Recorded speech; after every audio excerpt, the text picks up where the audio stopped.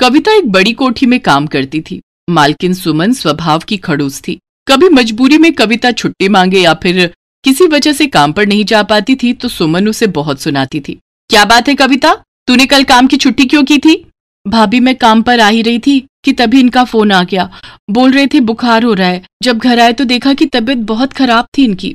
बस बस, ज्यादा टाइम नहीं है मेरे पास तेरी ये सब फालतू बातें सुनने का। अच्छा बात सुन, कल से गणेश चतुर्थी उत्सव शुरू होने वाला है। इस बार हमने घर के बाहर गार्डन एरिया में ही गणेश चतुर्थी उत्सव का पंडाल सजाने के बारे में सोचा है, तो तू सुबह काम पर जल्दी आ जाना।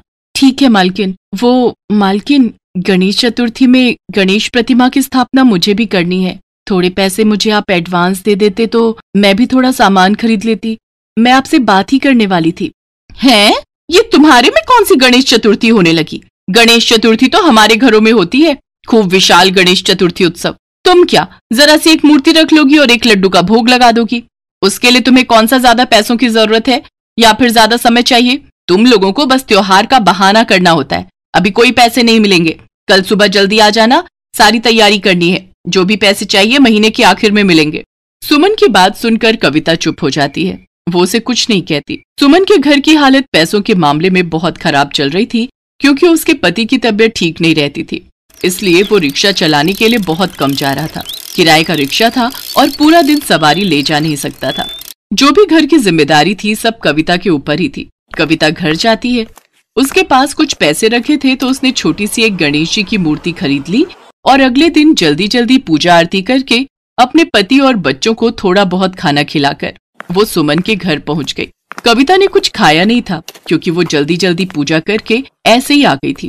भूखी प्यासी सारा दिन पंडाल में काम करती रही। पंडाल में जब पूजा समाप्त हुई तब सुमन ने देखा कि उसका बेटा रजत कहीं नजर नहीं आ रहा। सुनिए, रजत नजर नहीं आ रहा। अभी आरती के समय तो यहीं खड़ा था। रजत? हाँ, अभी तो यहीं था रजत। ये तो कहीं भी नजर नहीं आ रहा है। मनोहर बेटा, रजत तो अभी यहीं खड़ा था। मेरे से उसने प्रसाद भी लिया था। रात होने वाली है, मेरा बच्चा पता नहीं कहाँ चला गया। ढूंढो उसे, मेरा तो दिल बैठ रहा है। हे गणपति भगवान, मेरे बच्चे की रक्षा करना। सुमन अपने पति के साथ रजत को पूरे पंडाल में ढूंढती है पर रजत कहीं भी नहीं मिल रहा था। सुमन का रो रो कर बुरा हाल था। वहाँ आए मेहमान उनकी मदद के लिए रजत को ढूंढने लगे। तभी सड़क पर एक औरत दो आदमियों से एक छोटे बच्चे को बचा रही थी। वो छोटा बच्चा कोई और नहीं बल्कि रजत था। बाइक सवार जिस औरत को बच्चे के साथ धक्का देकर भागे वो औरत कोई और नहीं बल्कि कविता थी। कविता की बाजू पर चाकू का निशान था और उसकी बाजू से खून बह रहा था। तभी सुमन और बाकी सब लोग भागते हुए कविता के पास पहुंचते हैं। पापा, मम्मी। कविता, तुमने उनको पहचानने की कोशिश की? पता नहीं साहब, मैं तो बाहर प्रसाद की टोकरी उठाने के लिए आई तो देखा दो लोग रजत बेटा को जबरदस्ती बाइक पर बैठा कर ले जा रहे थे। वो तो मेरी नजर पड़ी तो मैंने उन्हें रोक लिया बड़ी मुश्किल से। सुमन, हमें कविता को डॉक्टर के पास ले जाना चाहिए। तुम रजत को संभालो, मैं गाड़ी निकालता हूँ। मैं पुलिस में भी खबर कर देता हूँ ताकि उन बदमाशों पर जल्दी एक्शन लिया जाए। सुमन और उसका पति कविता को डॉक्टर के पास ले जाते हैं और मरहम पट्टी करवाते हैं।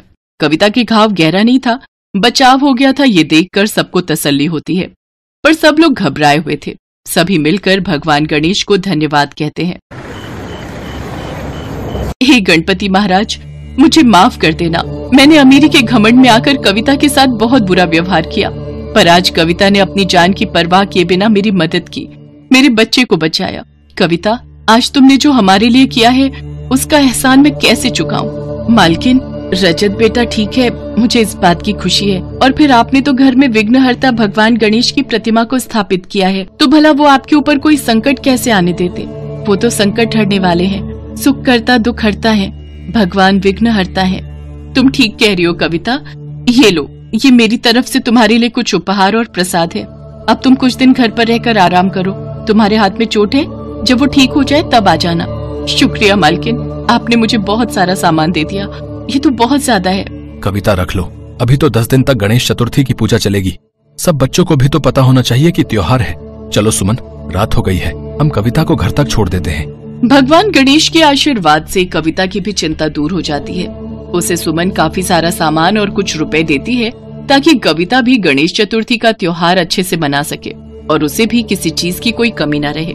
सच, भगवान गणेश हैं ही इतने दयालु जो अपने किसी भी भक्त को कभी दुखी और चिंतित रहने ही नहीं देते। उनके घर में आगमन से भक्त की सारी चिंताएं दूर हो जाती हैं और घर में खुशियां आ जाती हैं। कुछ दिनों बाद पुलिस को वो बदमाश भी मिल जाते हैं जिन्होंने रजत को किडनैप करने की कोशिश की थी। सुमन और उसका पति मिलकर खूब धूमधाम से गणेश विसर्जन की तैयारी करते हैं। सुमन कविता को भी उस दिन उसके पूरे परिवार के साथ गणेश विसर्जन में शामिल करती है। सब मिलकर धूमधाम से गणेश विसर्जन करते हैं। कविता भी अपने घर में बिठाए गणपति भगवान का साथ में ही विसर्जन करती है। उसके बाद सुमन कविता को ढेर सारा प्रसाद और सामान देती है। ये सब सम्मान और प्यार देखकर कविता के चेहरे पर जो खुशी थी वो साफ झलक रही थी। महेश्वर बहुत गरीब मजदूर था।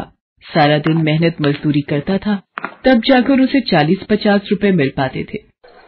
एक दिन उसकी पत्नी कमला बोली, तुम क्यों नहीं समझते, ये भगवान गणेश हमारी नहीं सुनते। अभी भी अपनी गरीबी की हालत में ये नहीं जान पाए। कमला, दुनिया इधर की उधर हो जाए, पर मैं भगवान गणेश की पूजा और ध्यान करना नहीं बंद करूंगा। भगवान गणेश की पूजा और अर्चना से मन को शांति प्राप्त होती है। मैं अपनी आस्था को कभी नहीं टूटने दूंगा। महेश्वर भगवान गणेश को बहुत मानता था। गणेश जी पर उसकी बहुत आस्था थी। एक शाम, अब बताओ क्या खाने को बनाओ। पिछले 3 दिन से तुम्हें कोई काम नहीं मिला। 2 दिन एक ही सब्जी से काम चला लिया। अब क्या खाएंगे? कमला, मैं कल सुबह कोशिश करता हूँ कहीं मजदूरी का काम मिल जाए। मुझे जरा सा सत्तू घोल कर दे दे, मैं वही पीकर सो जाऊंगा। महेश्वर भगवान गणेश का ध्यान करके सो जाता है।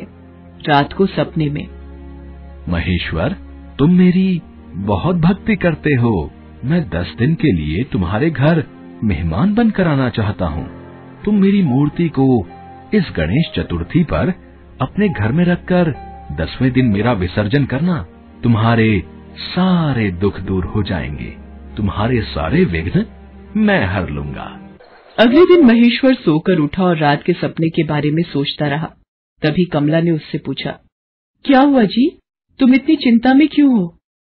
कमला, कल रात सपने में गणपति महाराज ने मुझे कहा है कि मैं आने वाली गणेश चतुर्थी के लिए उनकी घर में स्थापना करके सेवा भाव से पूजा करूं तो हमारे गरीबी के दिन दूर हो जाएंगे। तुम भी ना सपनों की बातों पर विश्वास कर लेते हो। कहाँ से लाओगे पैसे? गणेश प्रतिमा रख तो लोगे, पूजन प्रसाद सब कुछ भी तो चाहिए। देख कमला, मेरे गजानन की आज्ञा को मैं नहीं टालूंगा। वो अपने आप मेरी इस कार्य में सहायता करेंगे। ये कहकर महेश्वर घर से काम की तलाश में निकल गया। उसने 1-2 जगह ठेली पर माल ले जाने का काम किया, जिसके बदले में उसे 100 रुपए जुड़ गए। शाम घेर आई थी। महेश्वर अपने घर की ओर चल पड़ा। हे गणेशा, आपका बहुत धन्यवाद। अब मैं कल आपकी प्रतिमा स्थापित करूंगा। अरे, ये बच्चा जख्मी अवस्था में कैसे? क्या हुआ बेटा? बाबा, अचानक ठोकर लगी और गड्ढे में पैर आ गया। पर बेटा, तुम अकेले? तुम्हारे माता पिता कहाँ हैं? बाबा, मेरा इस दुनिया में सिर्फ भगवान है और कोई नहीं। रुको बेटा, मेरे कंधे के सहारे से उठो और मेरे साथ चलो। महेश्वर उस जख्मी लड़के को घर ले आता है। अजी, ये लड़का कौन है और इस जख्मी हालत में? सड़क पर गिर गया था, पैर में चोट आई है। तू गर्म पानी और हल्दी का लेप ले आ। महेश्वर लड़के के पैर में पट्टी बांध देता है। बाबा, आपका बहुत बहुत शुक्रिया। अब मैं चलता हूँ। नहीं बेटा, अभी तुम्हारी चोट कच्ची है, कुछ दिन यहीं आराम करो। सुनो जी, हम दोनों खुद रूखी सूखी खाते हैं, इसे क्या खिलाएंगे? बेचारा बिना माँ बाप का बच्चा है, कुछ दिन की तो बात है, कर लेंगे गुजारा। बेटा, तुम्हारा नाम क्या है? जी, मेरा नाम विनायक है। बड़ा सुंदर नाम है बेटा। ये लो बेटा, ये रोटी खा लो और आराम करो। ये देख कमला अपने हिस्से की आधी रोटी महेश्वर को दे देती है।